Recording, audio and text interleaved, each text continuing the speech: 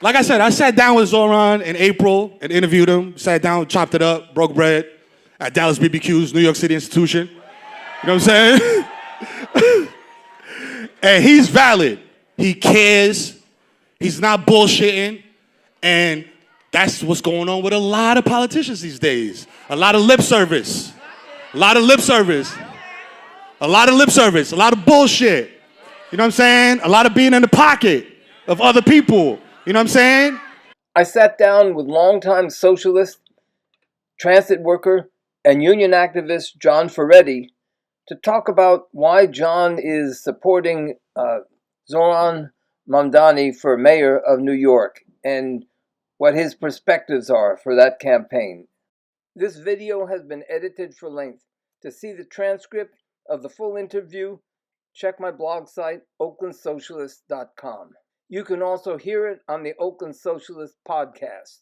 To give it a little bit of background, we actually started off by talking about the No Kings protest in New York City just a couple days earlier. It's just an expression of how viscerally the Trump regime and ICE are hated right now, because the people who mobilized the protest are mostly clueless bourgeois liberals. And for example, they were telling people to kneel when the cops and the thugs come in, which is like the worst thing you could tell people to do. So despite all of the cluelessness at the head of the people organizing the rally, it was the largest rally in recent American history, anywhere between 5 million to 13 to 14 million nationwide, which is a massive explanation of the political divide in this country and how much people hate this regime and how much people are motivated to go outside of their comfort zone. To your knowledge, to what extent did the unions try to mobilize their membership? Not at all. I mean, my union, one of the largest unions in the city, one of the most important strategic unions in the entire world, the Transport Workers Union Local 100, did absolutely nothing to mobilize its members at all. What they did was take a selfie with about 6 members of some committee within the union about human rights. You know, apparently they have some kind of human rights and labor rights committee, and they went out there and they took a selfie. They did not try to mobilize the members. There were some other unions that did mobilize members, but they were mostly left-wing sections of the UAW, who, for example, have endorsed Zohran Mamdani and have a much more militant class solidarity perspective. A lot of them are socialists. What was encouraging is that many members showed up in their union shirts. I know people from DC 37 came out, people from Local 100 came out on their own to support these rallies. But in terms of unions seeing it as part of their job to mobilize the ranks to come out in the thousands, it just didn't happen. Not in my union, and not in any union that I've seen that is a big union. My local put out a flyer encouraging members to go. Like, they didn't mobilize members, and they weren't effective at mobilizing them, but they put out a flyer with the No Kings rally, and they don't mention Trump not once. And from what I understand, the international president, John Samuelson, has put the local under strict orders not to be confrontational with Trump. And this is part of that strategy. So they'll pat people on the back for protesting, but they won't talk about what the protest is about. And they won't specifically call out ICE. So it's all about democratic rights. It's all about labor rights, and we support it because the rally is nominally about these things. But what the rally is really about is fighting fascism, and they have no interest in fighting fascism. How does that sort of approach affect New York City politics in general? Well, what it means is that somebody like Andrew Cuomo can masquerade as if he's a pro-worker candidate after he gave us Tier 6, after he sexually assaulted and harassed 13 women and asked for their gynecological records. We still, to this day, have the biggest unions in this city endorsing him. So it's it's really it warps and distorts working class consciousness. But the membership of those unions has much more class consciousness than they do.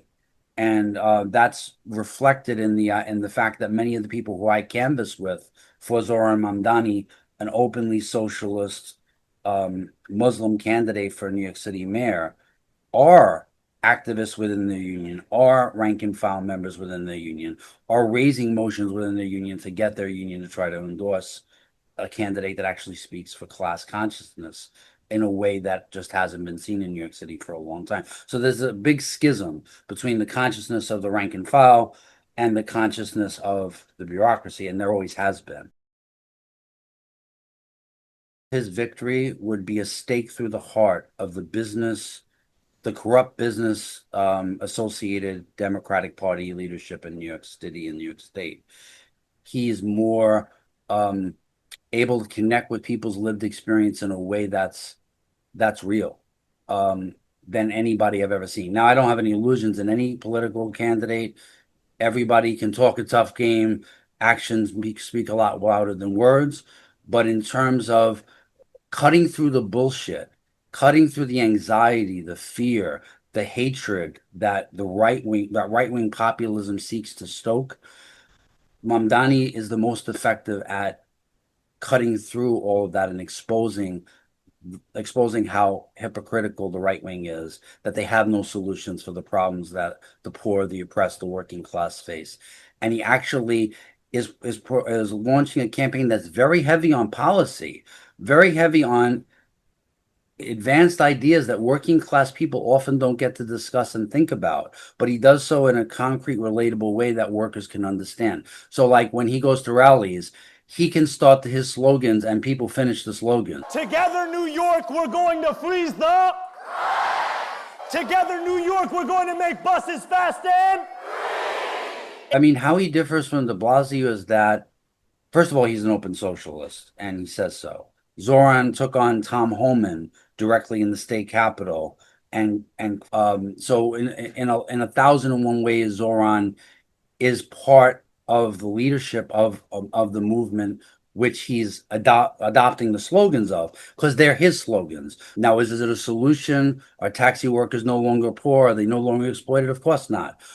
But I've never seen a mainstream political candidate walk the walk as well as talk the talk in the way that Zohran does. So I think that's a big difference between what de Blasio did with phrase mongering and looking to mimic a movement that was started by other people, whereas Zohran is actually amplifying the slogans of a live movement that he is part of. I don't have any illusions that Zohran Mamdani is going to lead a general strike in New York City or anything like that.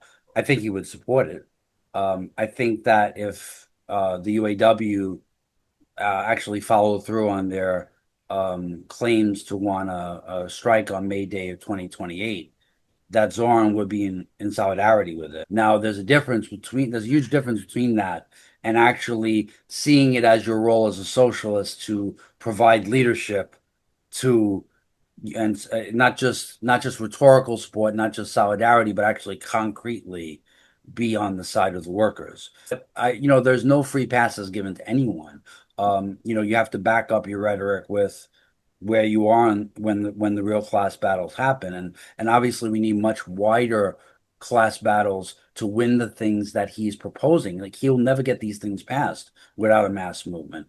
But we want to choose our adversary. We want to choose who's the person on the other side of the negotiating table in New York City. And having somebody who is on record as being on our side and is beholden to mass movements is a massive step forward. It's hard to put that genie back in the bottle when you see how he talks about the most oppressed New Yorkers. As many of us sleep, millions of our neighbors will step out onto moonlit streets across our city. Nurses working the night shift will put on their scrubs and save lives. City workers will clean subway stations and pick up our trash.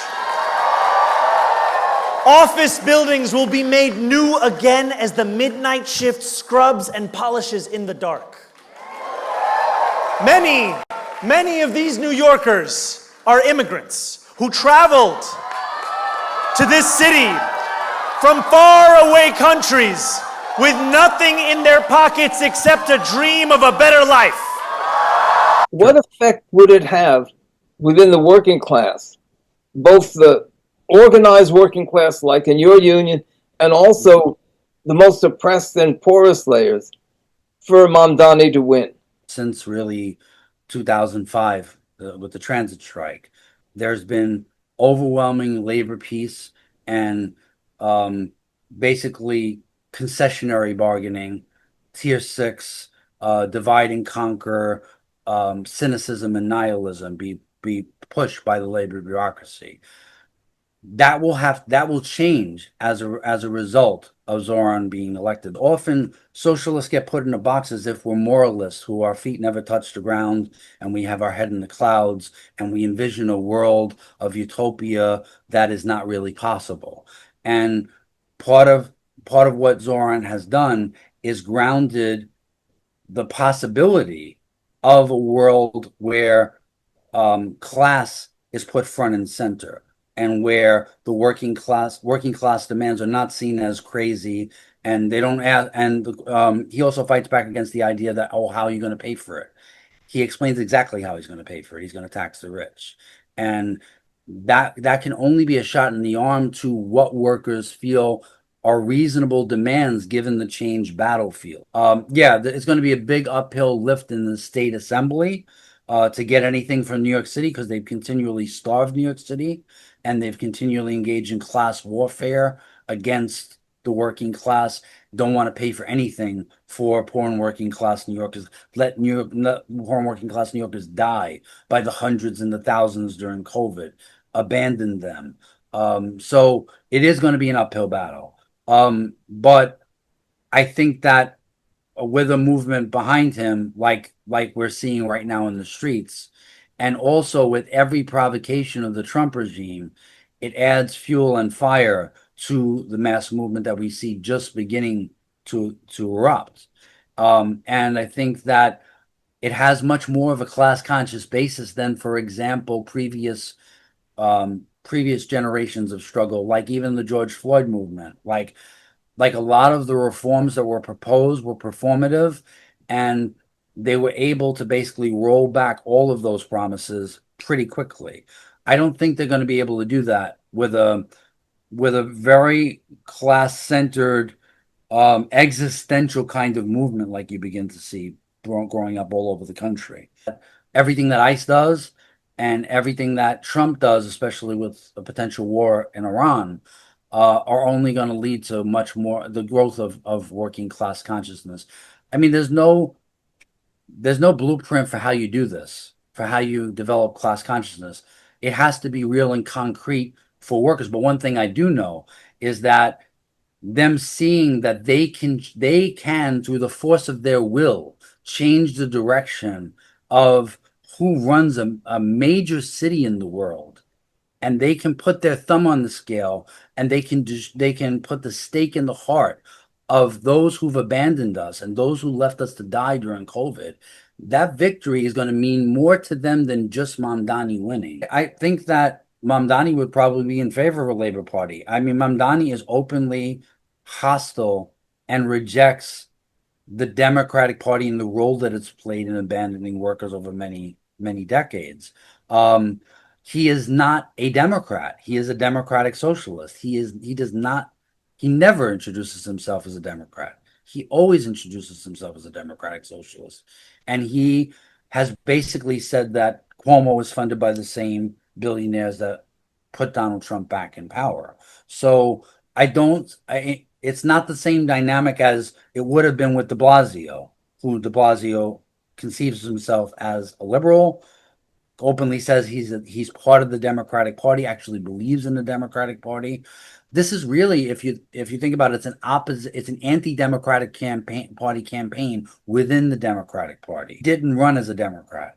He ran, and he also rejected the strategy of the Democratic Party, which is all about taking billionaire money, which is all about McKinsey consultants, which is all about not wanting, like Hakeem Jeffries, wanting to mend fences with the billionaires.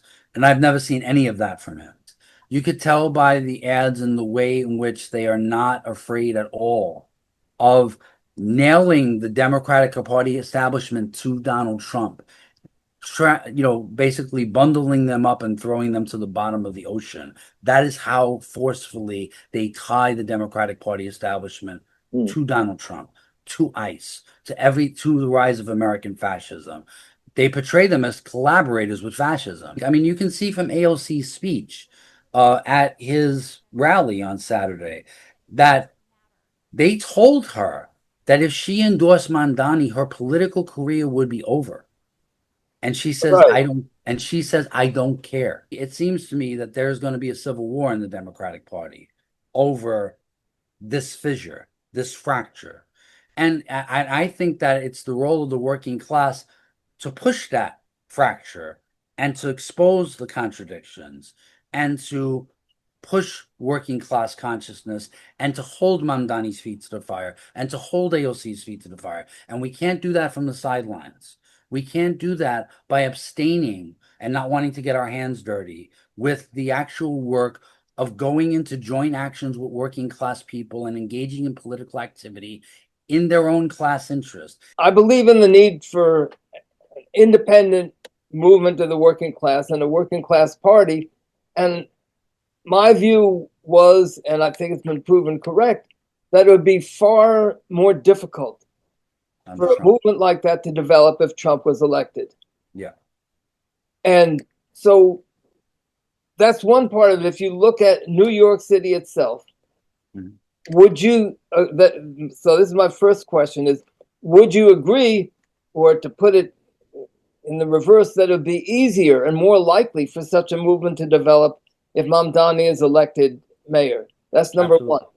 Number two, my view is that people like Mamdani and AOC and so on, that if and when a real mass movement towards a working class party develops, it will only be then that they would be liable to split from the Democrats and join such a movement. So AOC was a weather vane of the blowback for Trump being elected, the blowback that the Democratic Party establishment faced for Trump being elected.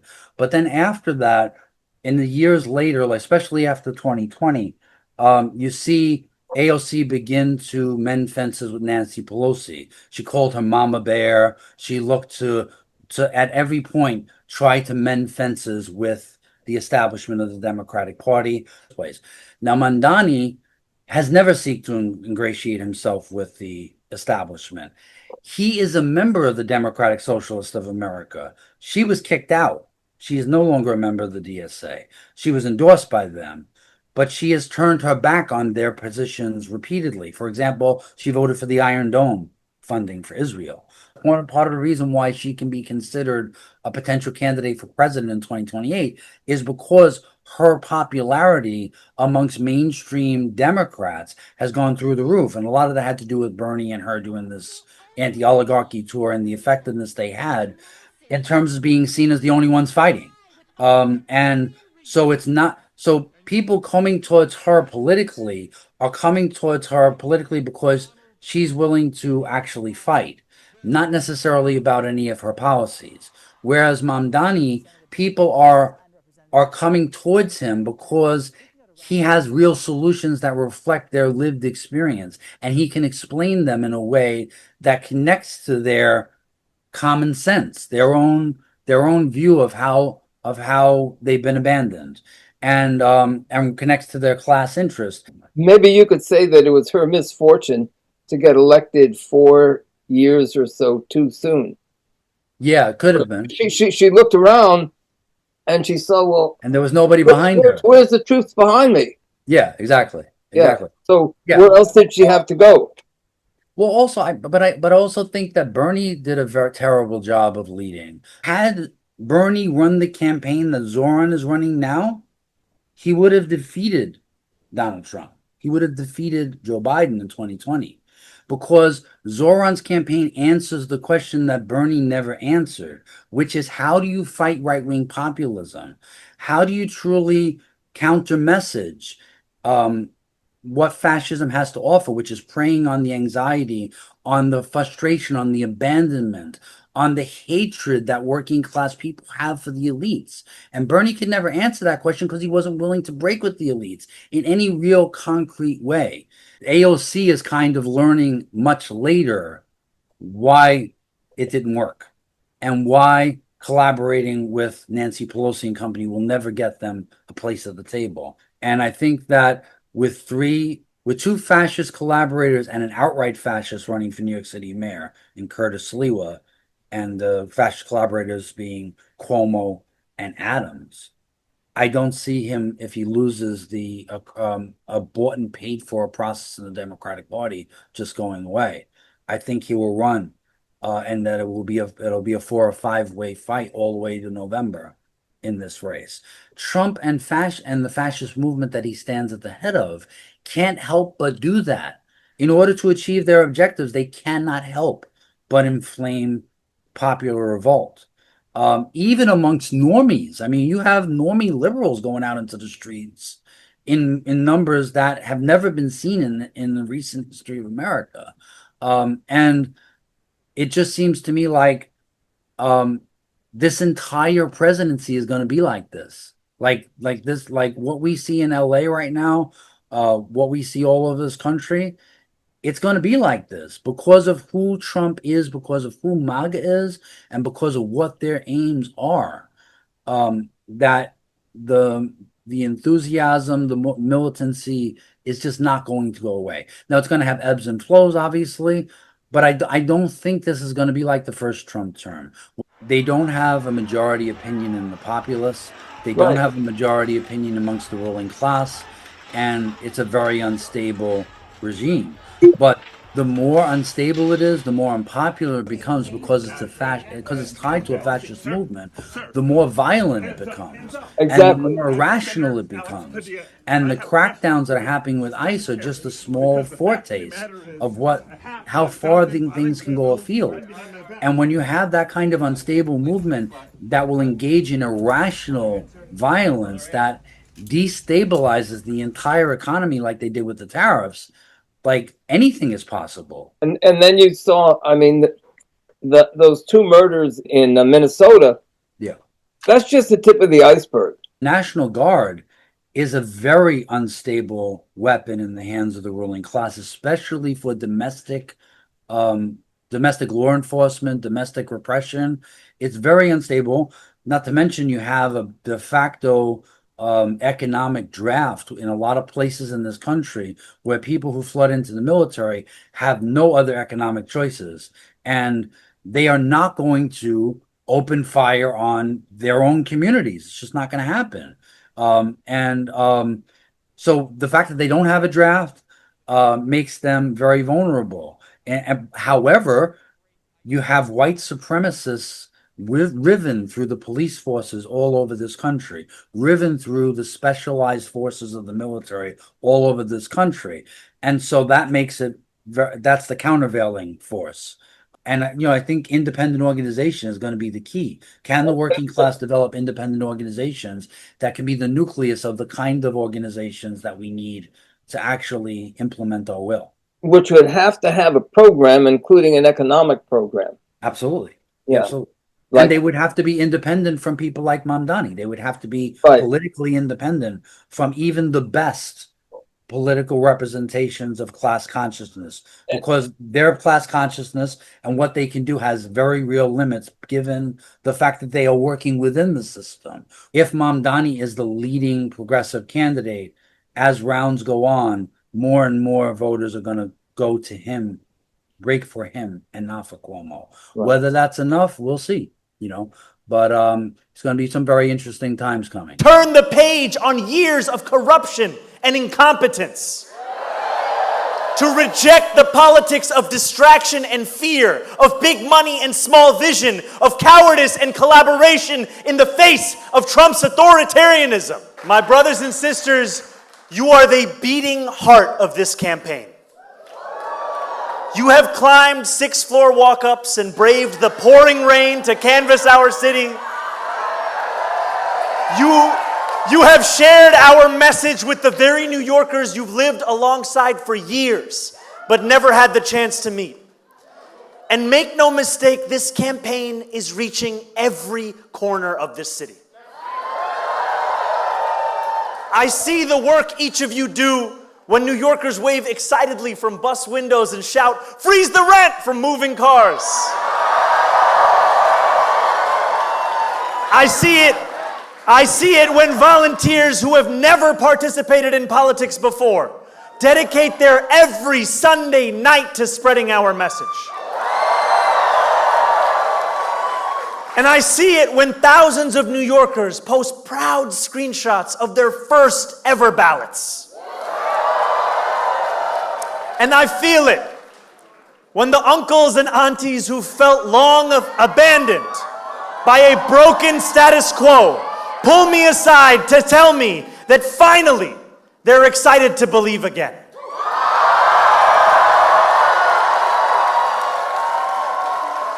We stand on the verge of a victory that will resonate across the country and the world.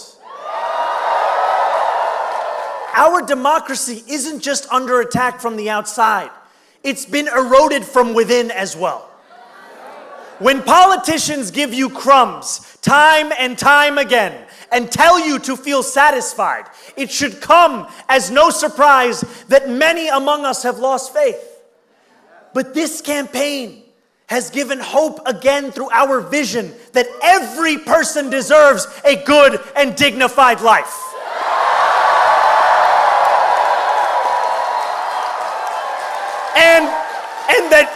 And that government must deliver an agenda of abundance that puts the interests of the 99% over the 1%. That is why Republican billionaires are spending millions of dollars to stop you, to stop us. They know that this election isn't just about the future of our city. It's about the future of our democracy. Whether billionaires and massive corporations can simply buy our election. On election night, after the polls have closed and the results have come in, we will go home. And as we close our eyes, the days of countless others will only be beginning. Doors in Jackson Heights and Parkchester and Bay Ridge and Soundview will open at midnight. New Yorkers will leave their homes and commute under streetlights to work, where they'll drive buses and mop floors and bake bread. For some, this will feel like any other night. But for so many more, thanks to all of you, it will feel like the dawn of a new day. And when the sun finally climbs above the horizon, that light will seem brighter than ever before.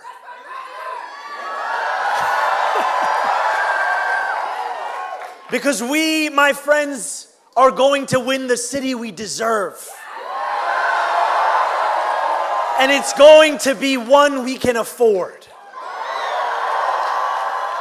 One where we can dream again. And for that, I must say, thank you.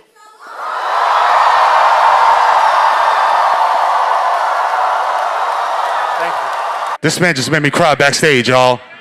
This is a night that y'all are gonna look back on and say, yo, I was there.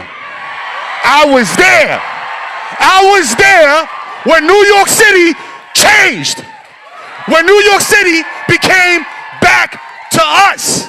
It came back to us. New Yorkers, real New Yorkers. We came here. We grew here. You flew here. You know what I'm saying? I'm trying to come back. So listen to me. When you fill out your ranked choice ballot, who's number one? Who's number one? That's right. Do with the rest of the ballot as you please. Brad Lander, etc. Zohran, you know what I'm saying? All of them. But number one, Zohran. New York City, let's bring this thing home. Like he said, like Kobe Bryant said, job's not finished. Job ain't finished. We ain't happy yet because the job ain't finished, y'all. Let's finish this shit. Let's go.